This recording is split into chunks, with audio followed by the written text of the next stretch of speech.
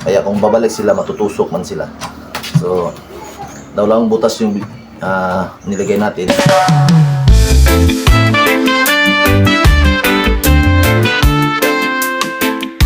So ayun guys, no, magandang araw. Sa video na ito mga guys, gagawa tayo ng fishing trap. At kung bago ka pa lang sa aking channel, please subscribe at pag-hit na rin sa notification bell para maging updated kayo sa aking mga bagong video, mga bagong fishing trap tutorial. At syempre mga guys, sa aking mga fishing adventure na gagawin sa susunod.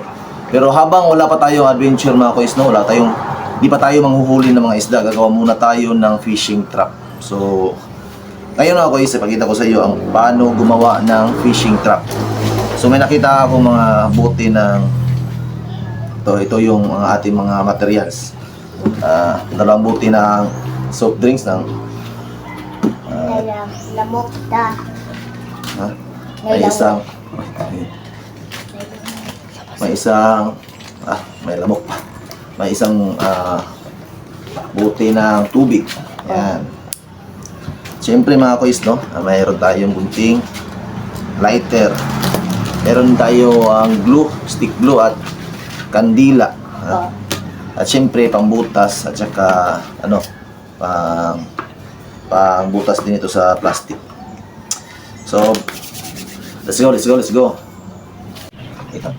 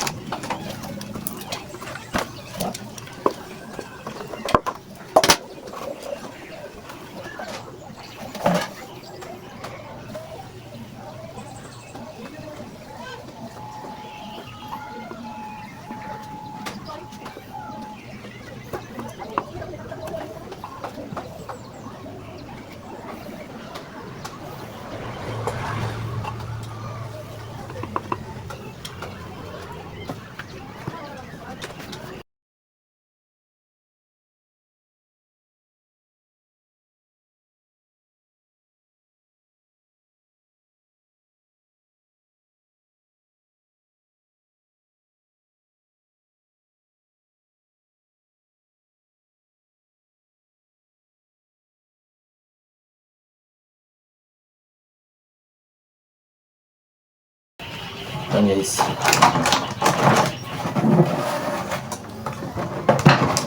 Basta na yung isa.